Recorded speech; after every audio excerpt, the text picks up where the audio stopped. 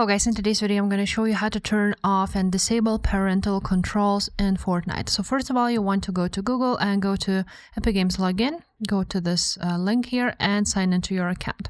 After that, you will be redirected to this page. If not, just click right there, account. After you are here on account, you want to go ahead, scroll and see parental controls option, click on it.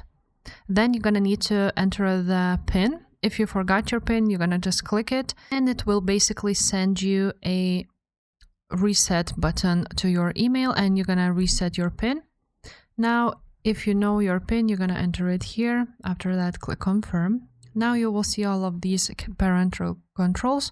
So first of all, you want to turn off always require a PIN for purchases. Make sure it's turned off. And also you want to make sure that this one is set to unrated all the way.